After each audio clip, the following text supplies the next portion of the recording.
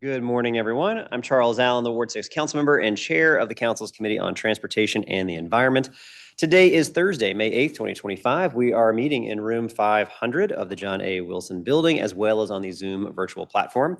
The time is now 10:07 a.m., and I'm calling to order this public roundtable of the committee. Today, the committee will be considering three measures: PR 26-171, the DC Water and Sewer Authority Board of Directors Robert Hawkins Confirmation Resolution of 2025, PR 26-173, the DC Water and Sewer Authority Board of Directors Dr. Jimmy Ortiz Confirmation Resolution of 2025, and PR 26-174, the DC Water and Sewer Authority Board Directors Dr. Alexander McPhail Confirmation Resolution of 2025. I want to note that while the committee originally noticed this roundtable to include consideration of PR 26-172, which was the DC Water and Sewer Authority Board of Directors Lawrence Gill Confirmation Resolution of 2025, the mayor withdrew that measure yesterday, and we will not be considering that measure during today's roundtable.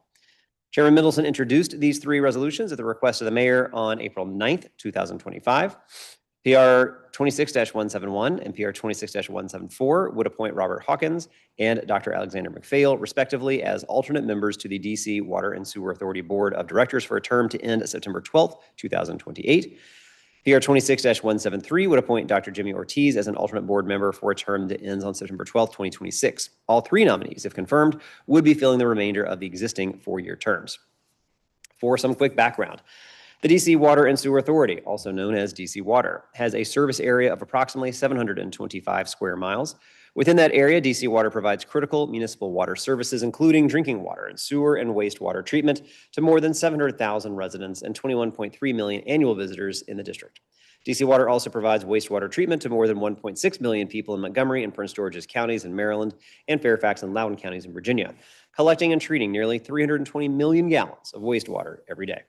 The infrastructure required to operate the system includes more than 1,350 miles of water pipes, 4 pumping stations, 4 reservoirs, 4 elevated water storage tanks, and more than 9,500 public hydrants, and nearly 2,000 miles of sanitary and combined sewers.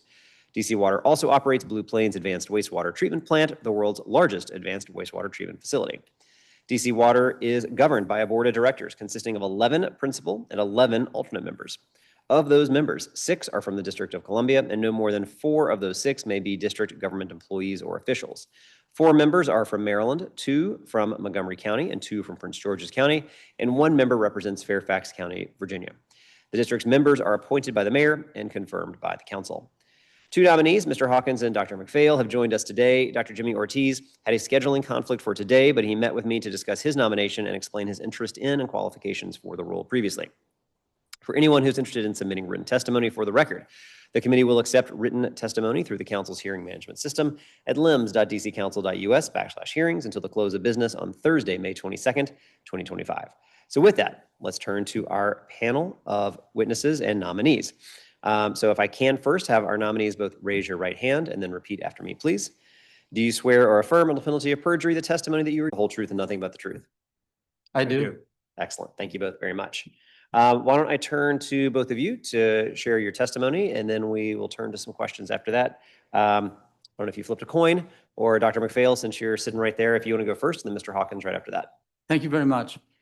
Good morning, Chairperson Allen and members of the committee, well, your staff.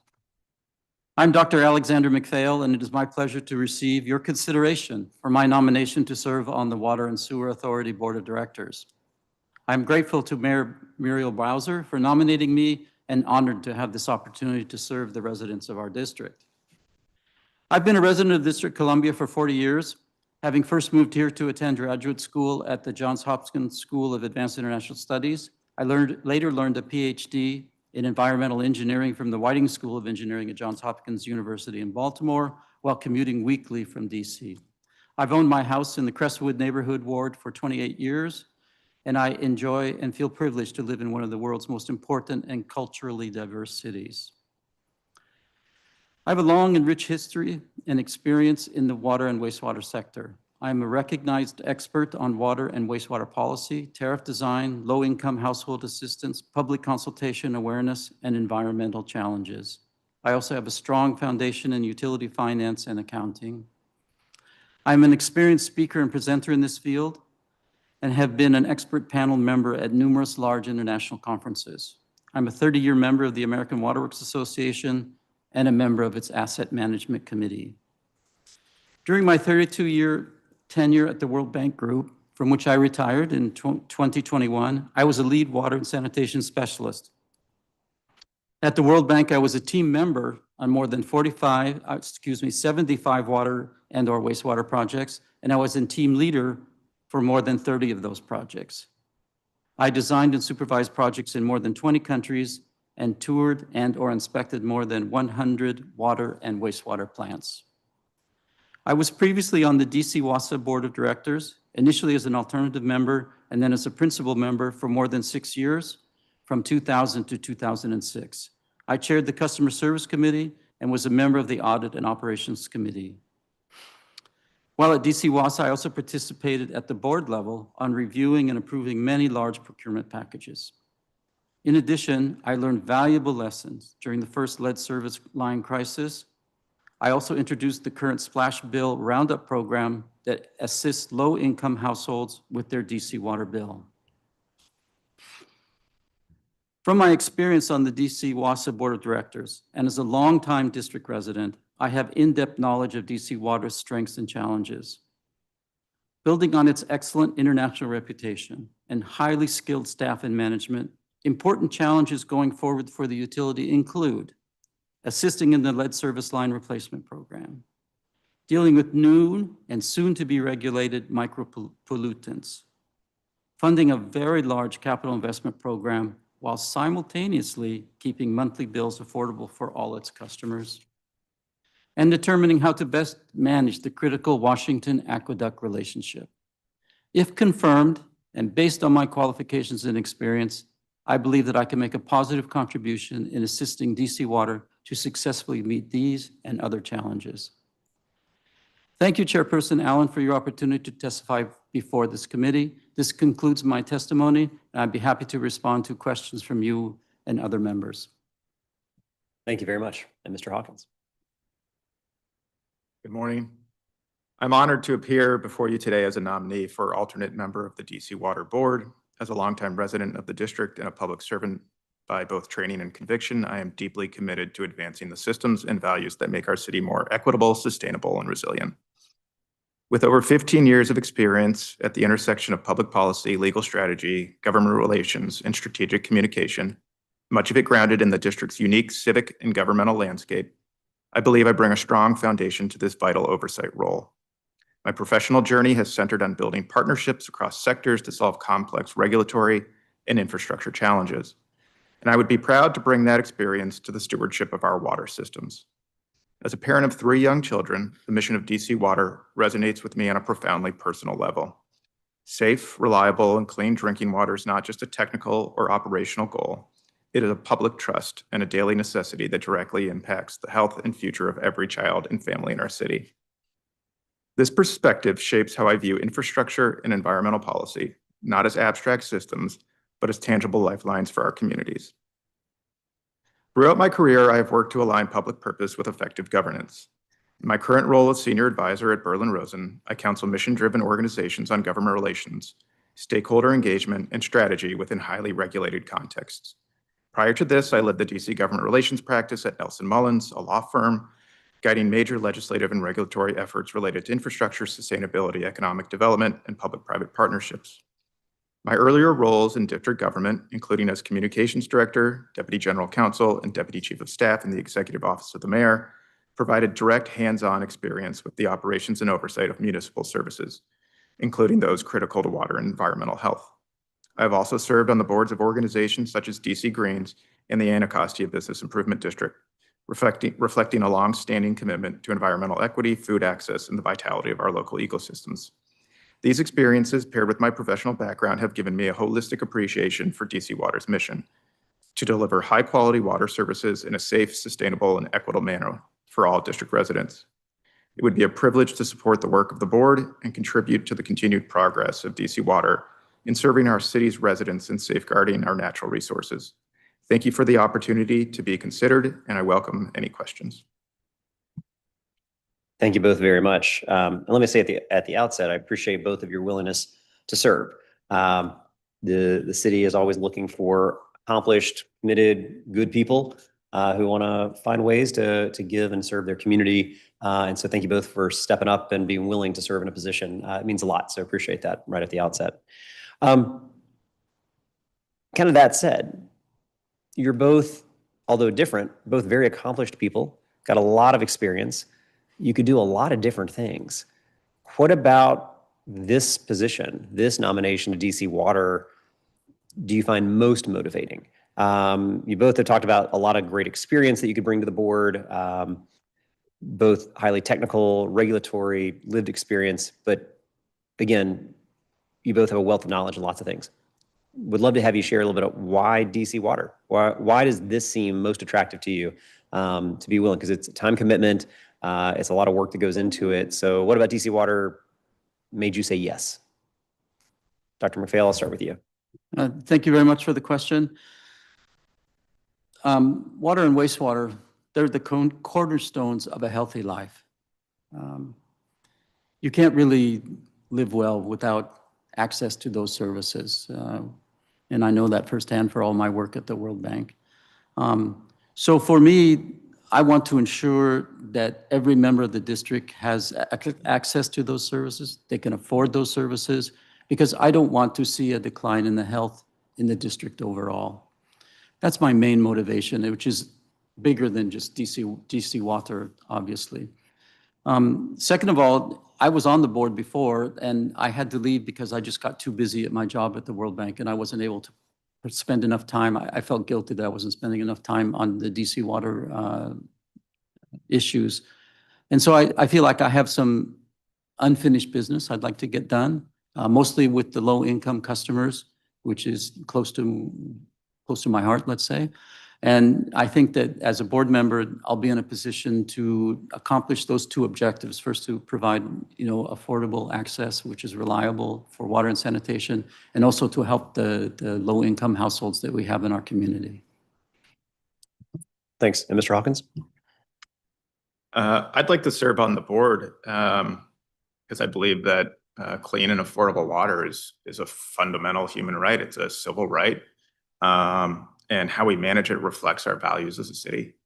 I also think that this is a moment of great challenge and great opportunity. DC Water, for all the great work that it's doing, faces challenges around an aging infrastructure. How's DC Water going to combat climate change? And how are they going to keep water rates affordable for all district residents, while also increasing public trust in the authority? And as I mentioned in my testimony, as a parent, I'm very aware of the detrimental effects that unpure water can have on the development of young people. And so I'd love to play a role in keeping young people healthy now and for future generations to come. Yeah. Thank you both very much. One of the things that is more technical on the nomination itself. So the nominations are for alternate resident member seats.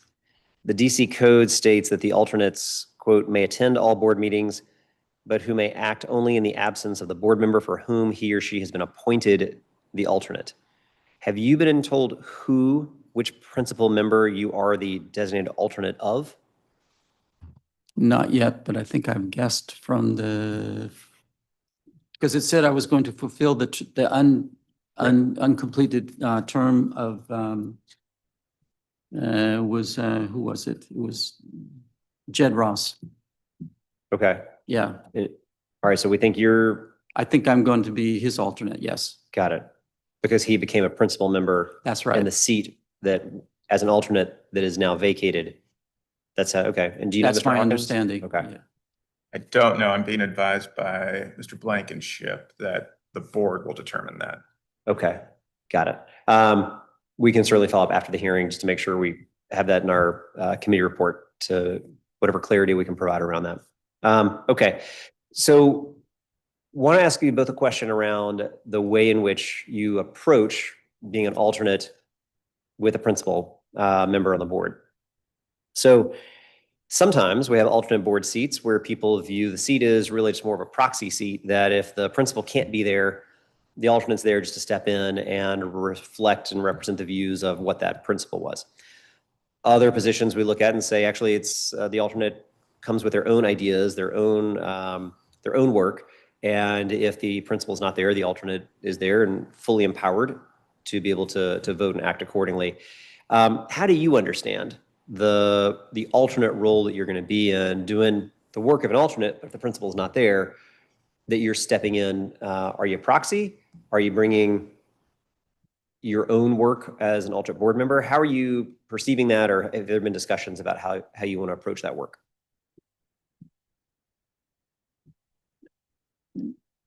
I think it's a little bit of both, right? In my previous experience on the board was very homogeneous. There wasn't a lot of different opinions about how things should go. There was a lot of collaboration among all the board members and alternate members.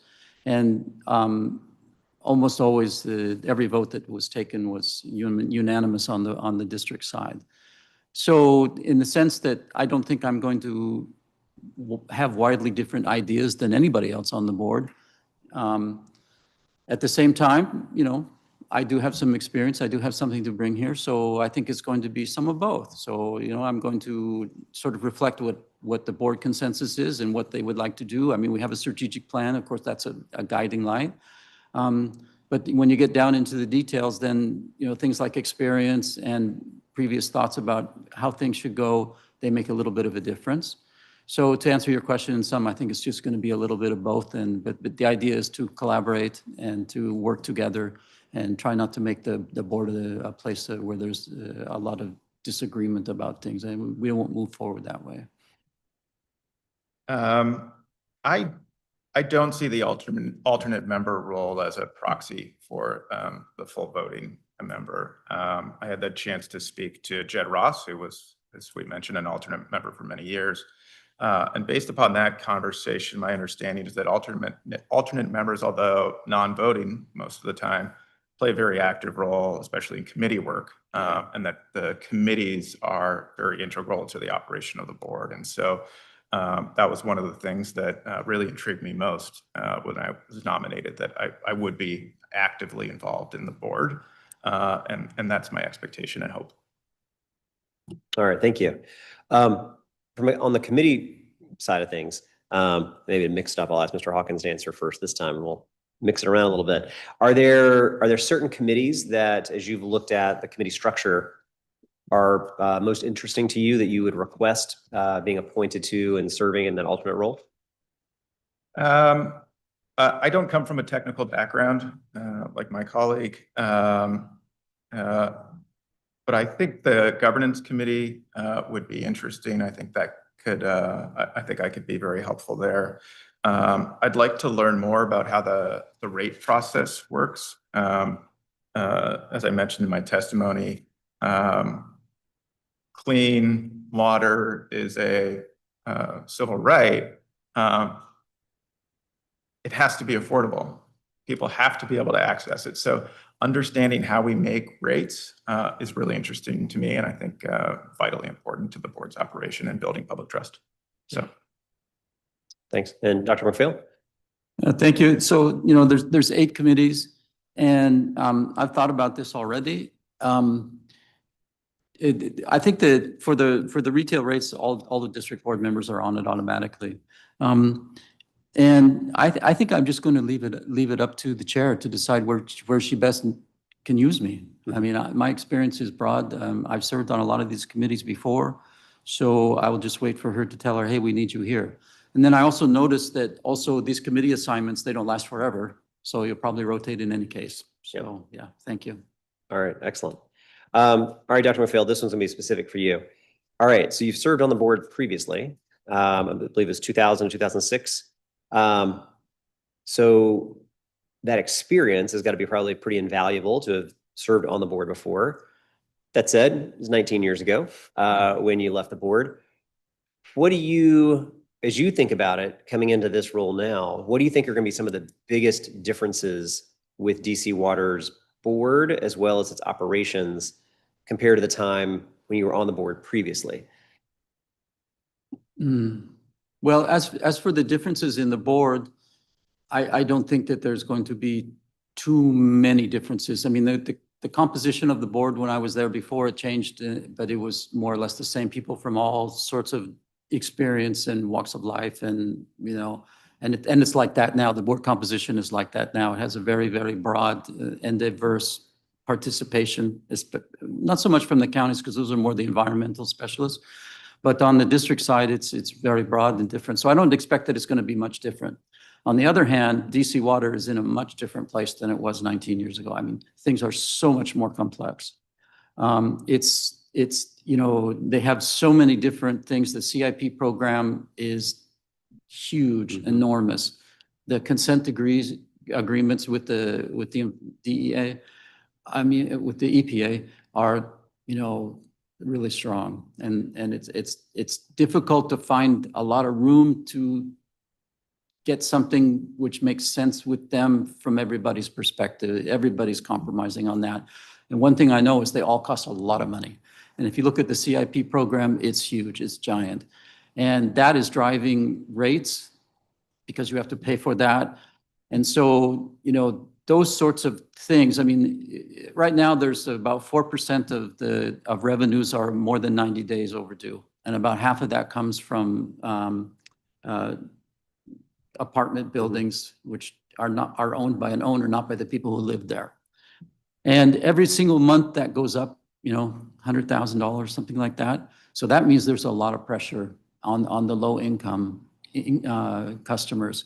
So, and it's driven by, the need to meet the requirements of the regulatory agencies and to finance the bonds to pay for that and to do that. And now we have PFAS, which is, the regulations for that are coming, and nobody can really figure out exactly how this is going to work. And it's going to be very, very difficult, especially if they do, for instance, what the Maryland legislature talked about doing. They haven't done it yet, but they're talking about making a regulation which is so low that the existing instruments can't measure it. So it's something that's going to be very, very difficult. It's another challenge. Second of all, I was there during the first lead service line, crisis. And so I learned a lot of lessons there. Okay. Now we have a completely different approach.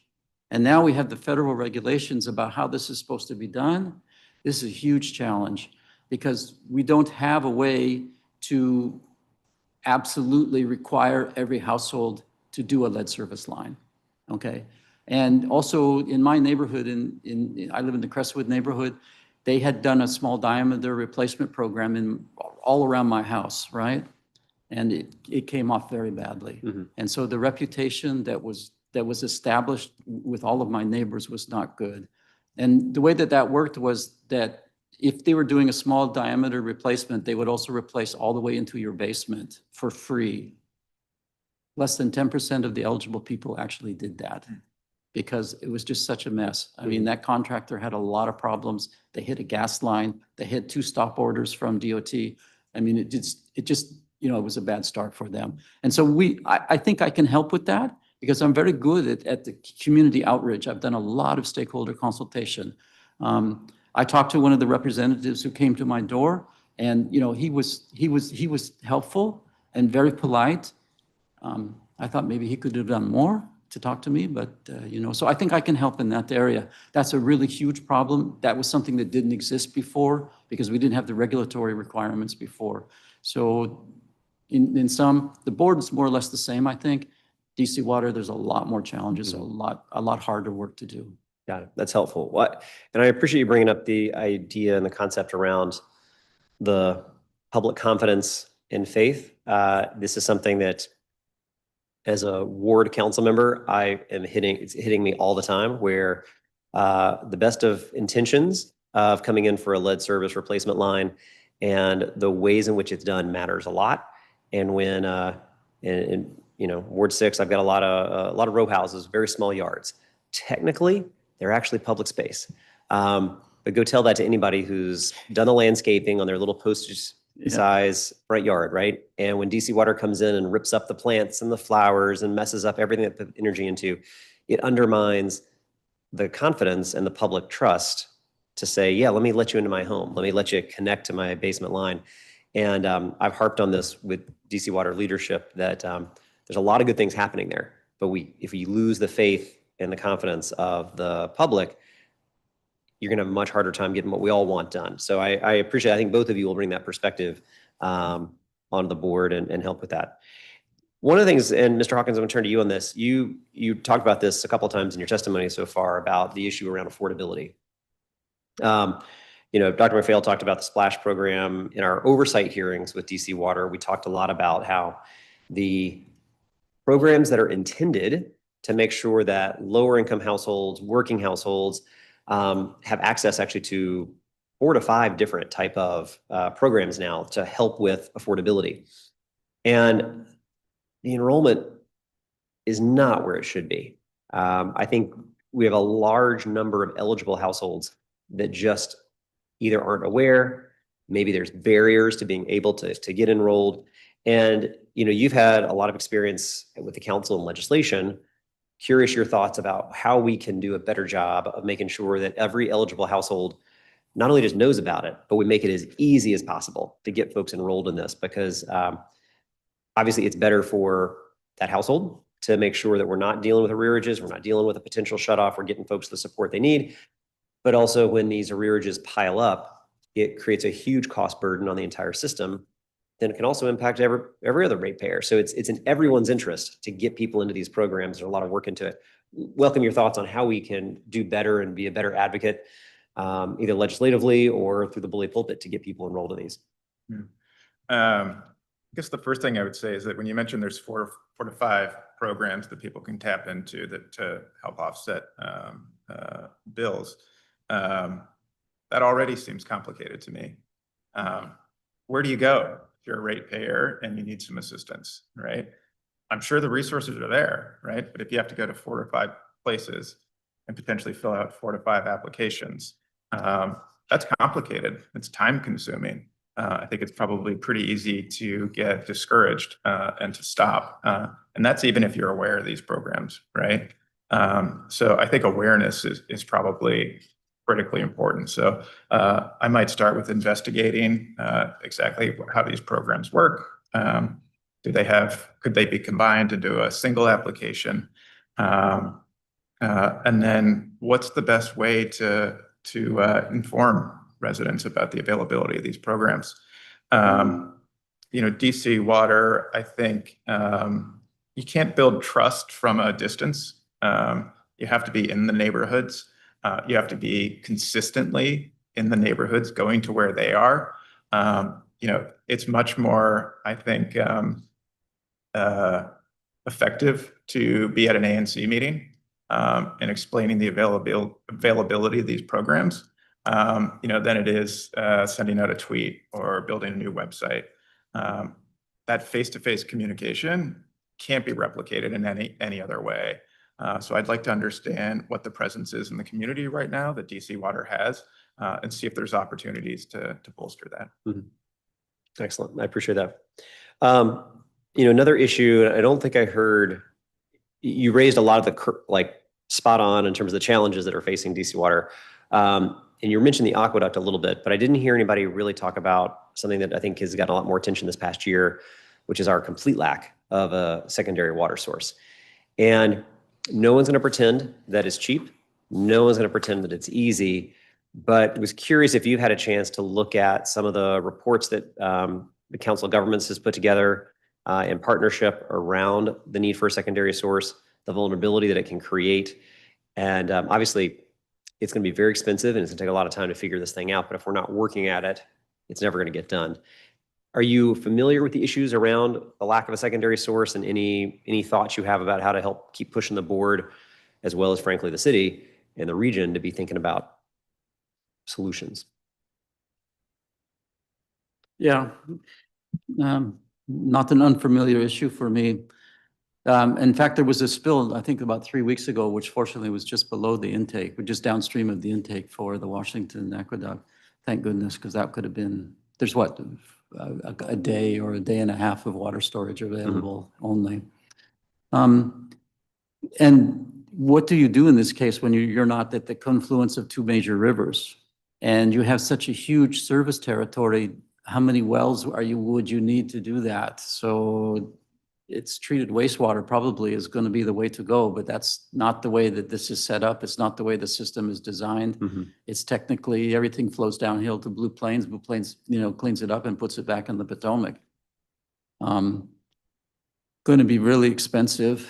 And I'm glad that DC Water is thinking about it because, as the CEO has said many times, we're very vulnerable here, and not from a lack of water, but from pollution sources, which could affect us. And also, you put your trust in the Washington Aqueduct, which is run by the Army. And so, already you get a little bit nervous about that.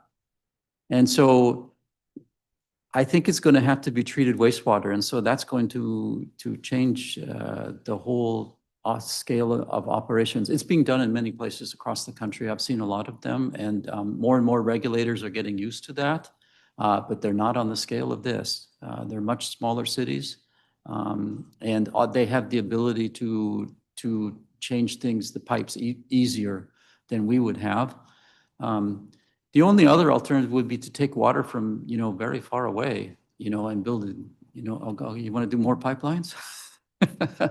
For 500 miles? I mean, it was something like that, and then that there's all the inherent risks that go with that, not only technical, but also security-wise.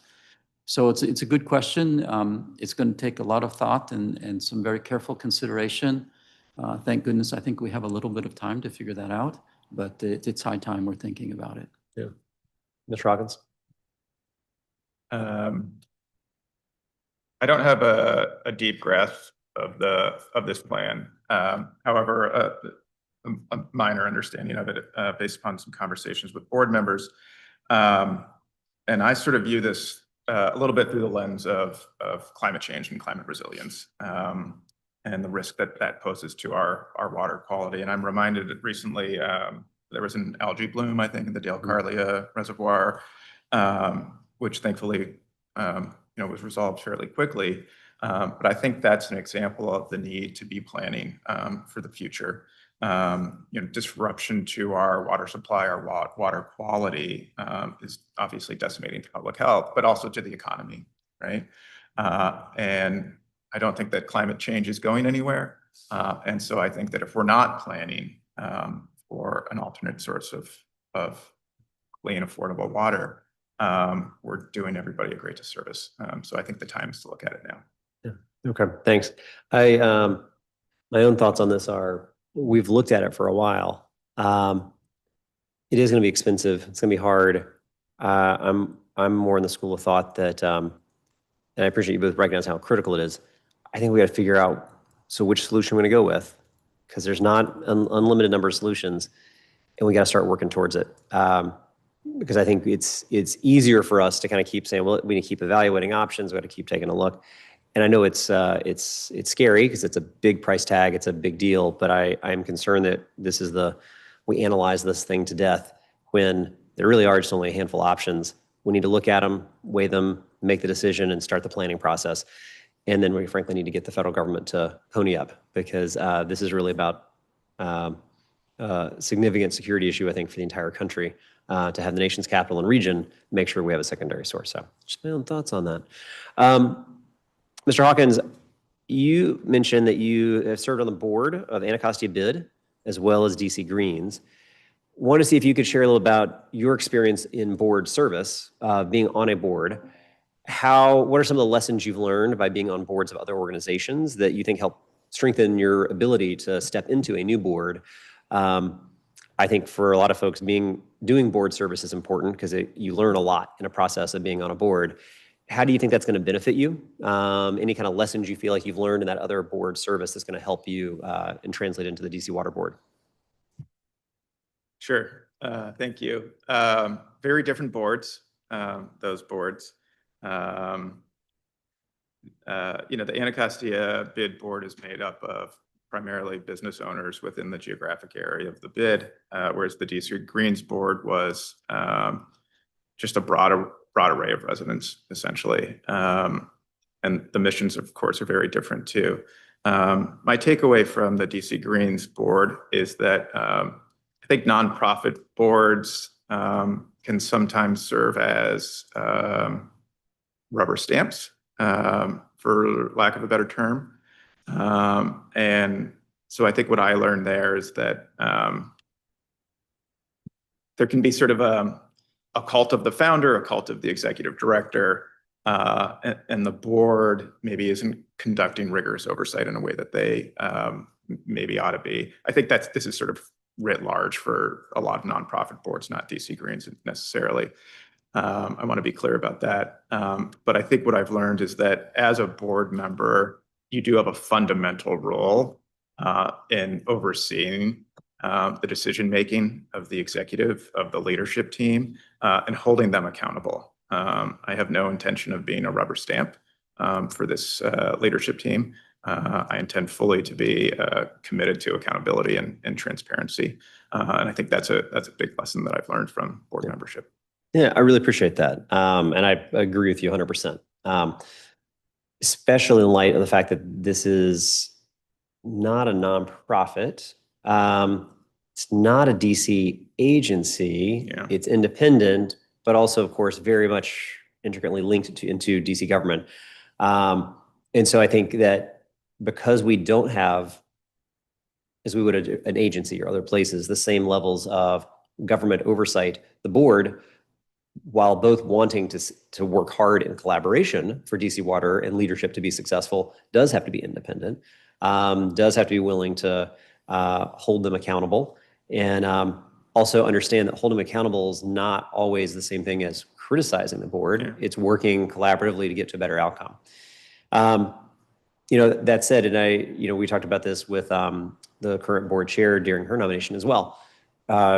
We will be very soon coming up with the contract and renegotiation or renewal of contract for our current CEO and general manager in 2026. Now, while you're an alternate board member, at least for the moment, or assuming if confirmed, you may not be voting on it because the principal members are, but you still have a role to play.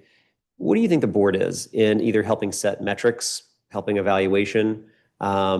This is a critical position that sets the tone for the whole organization, and being able to do so in a way that, again, as the board, you're wanting to see the general manager be successful, you're wanting the organization to be successful, but you still have that responsibility of being able to hold oversight. Any kind of thoughts as you head into that kind of the year before a contract of also being fair to the general manager? These are the metrics we're looking for. This is how we're going to be doing that evaluation so that everybody's trying to move the ball forward.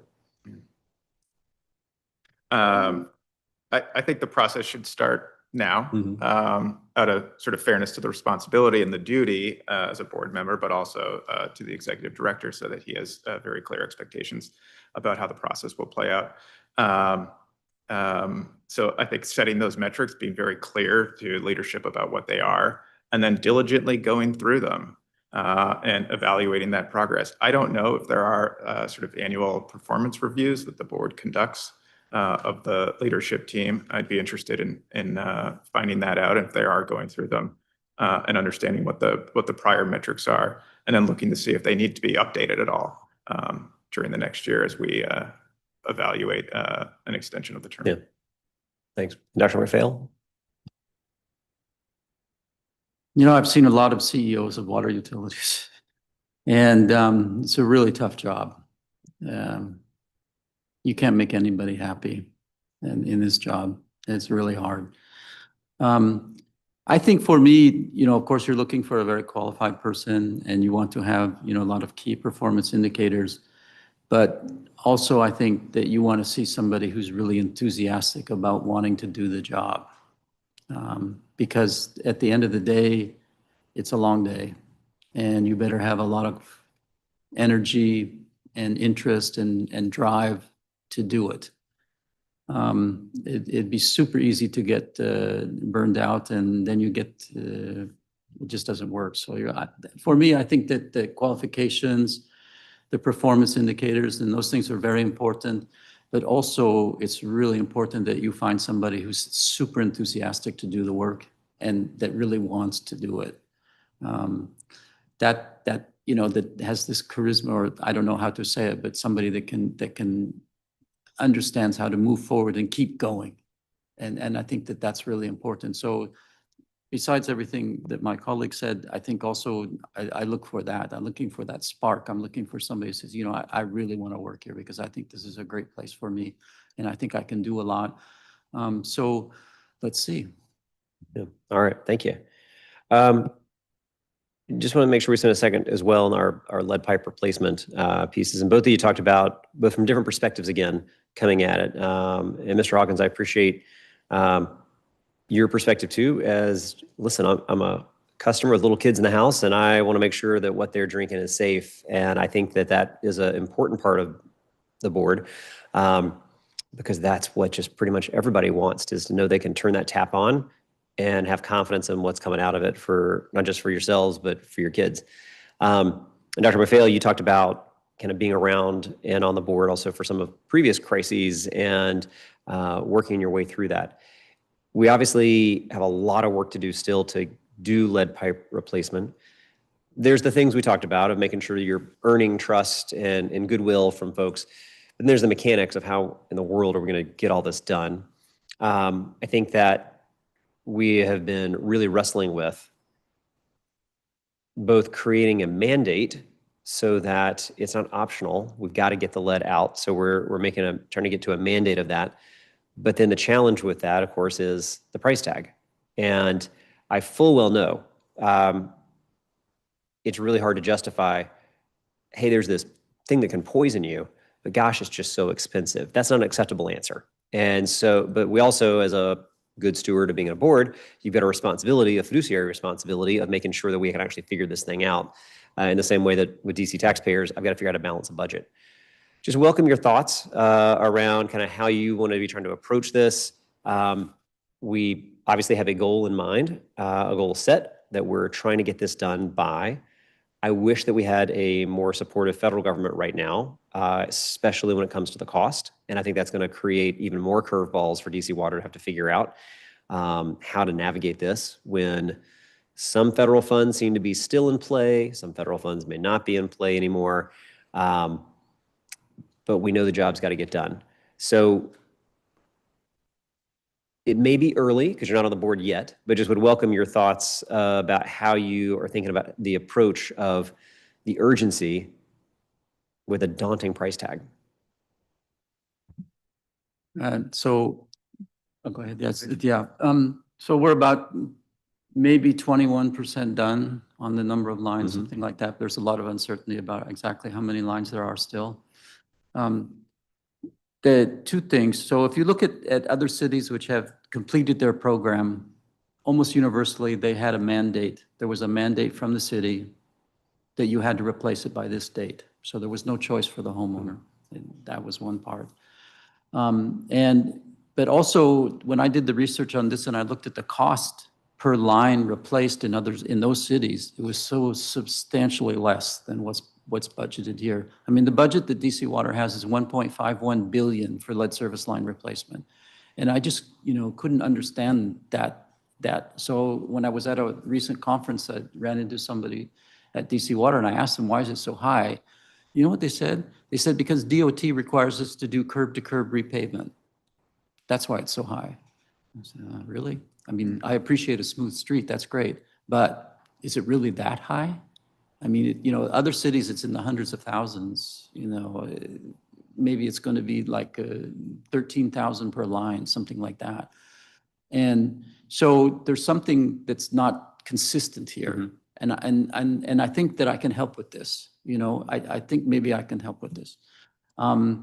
Because I've seen it other places and I have a little bit of knowledge about how this works, and also I have a huge construction background because of all of the work that I did at the World Bank. So we have to find a way to do it that's cheaper. Okay, so maybe we'll have rutted streets for a while, but eventually every street gets repaved in the district. I've been here long enough to see that. But we need to get it done. We need to get it done cheaper. And one final thing, which is on the outreach program. So the guy who came to my door he was one of these public representatives from DC Water about the lead service line. So I said, I've been on the website and I see that if I don't have a small diameter pipe replacement in front of my street, then I have to pay for everything. He said, no, there's a block by block program. Okay. And I said, yeah, but that's not on the website. So tell me about it. So that was the first thing. Why wasn't that on the website? And then I got a flyer on my door. I had a door hanger flyer, and it said that they would pay for the meter into my basement up to $3,500. But they didn't say, what if it's more than 3,500? Where's the money supposed to come from? So there was a part missing, which I was immediately suspicious about, because I'm not sure that they can do it for $3,500. So I think we need to get more clear on what it's going to cost people, number one. And number two, we have to figure out how to get the cost per line replaced substantially lower. And if that means, twisting the arm of DOT, let's do it. Yeah. Thank you. And also, we have actually been working with DOT because previously they also would require individual permits for each one, and they have worked with to now smooth that out. But I agree with you. We've got to figure out ways to get the cost down. Thus far, the cost is the cost. I would welcome your ability to help really dig into those numbers and bring those costs down. And I would tend to agree with you as well that the roads eventually get paved around. And so while I know everybody who drives would love to have smooth pavement constantly, it's incredibly expensive, and it's also not the best for our environment as we talk about climate to be constantly chewing up the asphalt and then laying it all right back down again. Yeah. Mr. Hawkins, anything you wanted to add? Well, I'll just say that the way I think about this is what's the sort of what's our value system here, right? And I think I'm with you, Chairman Allen, that any amount of lead is unsafe, and removing lead pipes should be non-negotiable, right? That's sort of a starting position, I think. And then, if the policy is a mandate, how do we pay for it? And I'd love to also learn if there are ways to do it less expensively. But this goes back to our discussion earlier that it sounds like we're going to have a little bit of time here before we figure out the cost component. And I don't think it's too early to start communicating to the public and building that trust so that when we do have the money, when there is a mandate, there's actual uptake, right? Dr. McPhail gave the example in his neighborhood where the uptake of the lead service line replacement was incredibly low. Well, that's because of probably a lack of trust and concerns that the work will not be of a high quality. And if we can start building that trust now, that uptake will be much, much higher, and we'll get closer to our goal of getting rid of all lead pipes. Yeah, I appreciate it. Another topic we've talked a little bit about are and jump back to the affordability for a second. One of the things that DC Water has really outlined is the very substantial amount of unpaid water bills, the arrearages in multifamily buildings. It is very significant. It is also increased dramatically in just the last few years. And of course, for most multifamily buildings, you don't have an individual water meter. It is what is paid for by the building. So that would be either the building owner or the building management that would be doing this.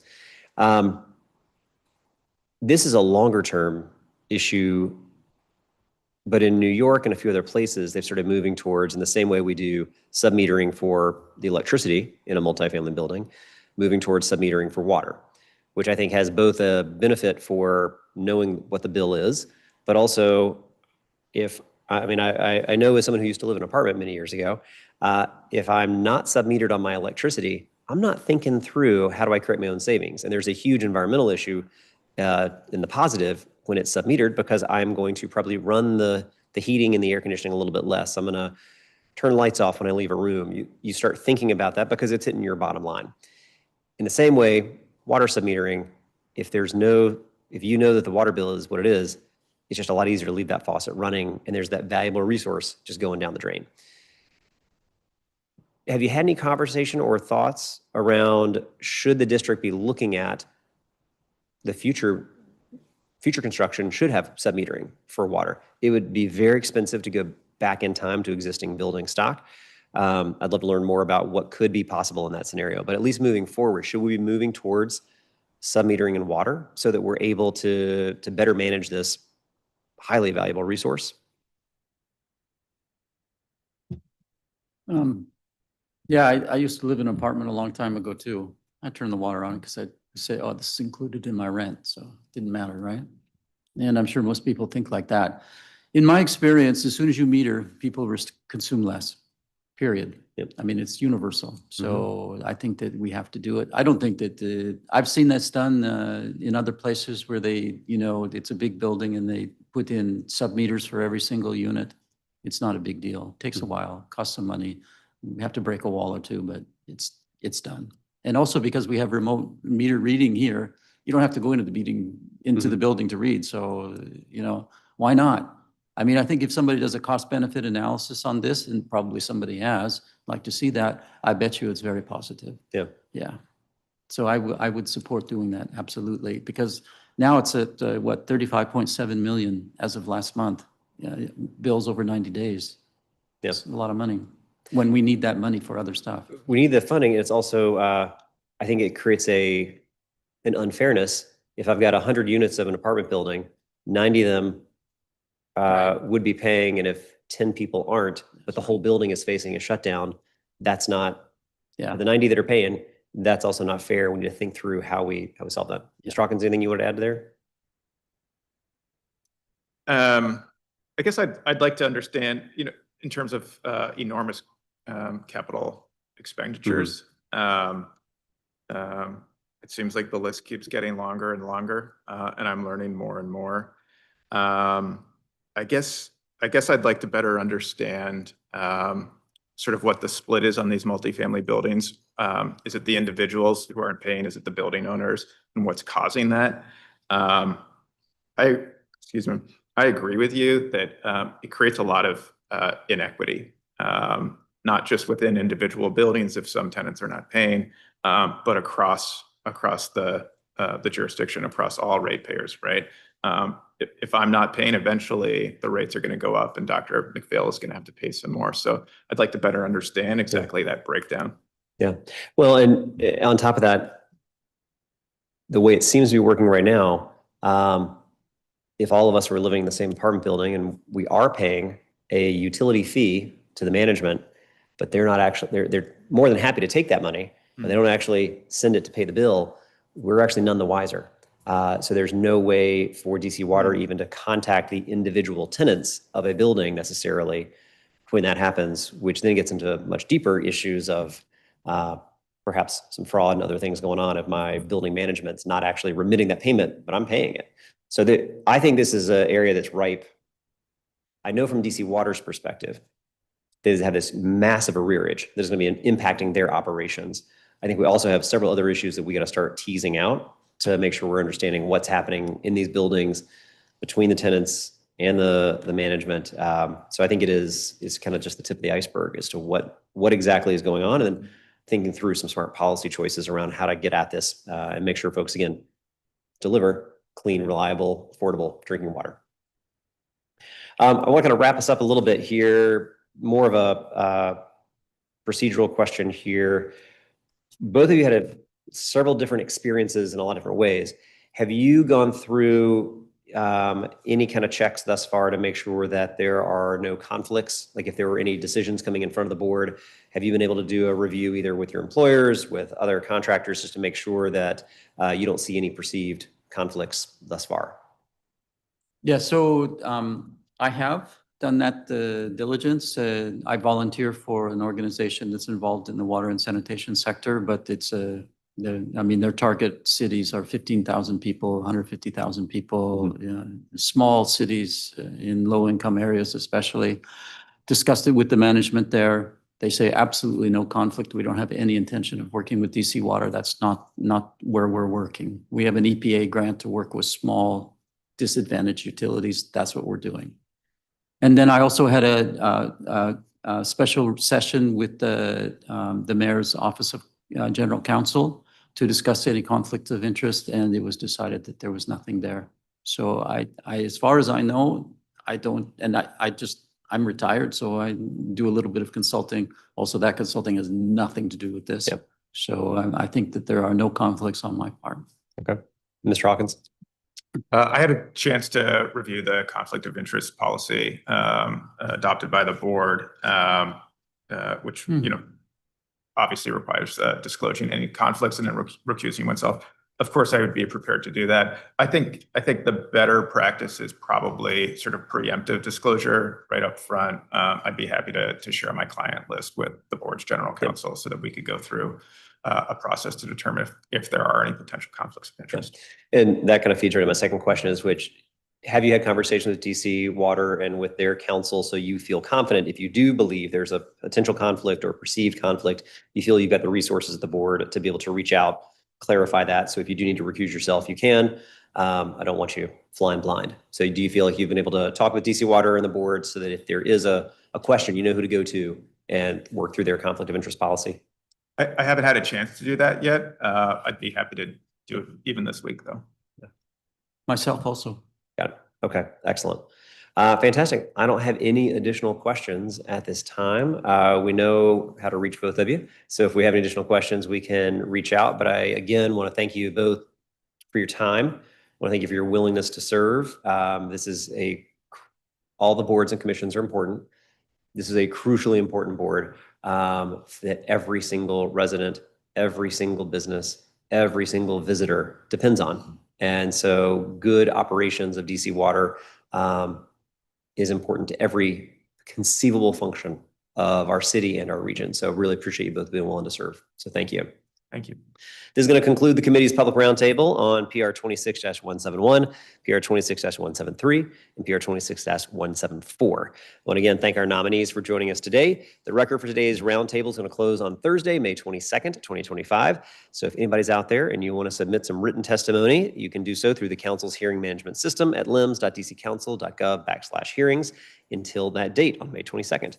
There being no further business before the committee, the time is now 11:04 a.m. and this public roundtable of the Committee on Transportation and the Environment is now adjourned. Thank you, everyone.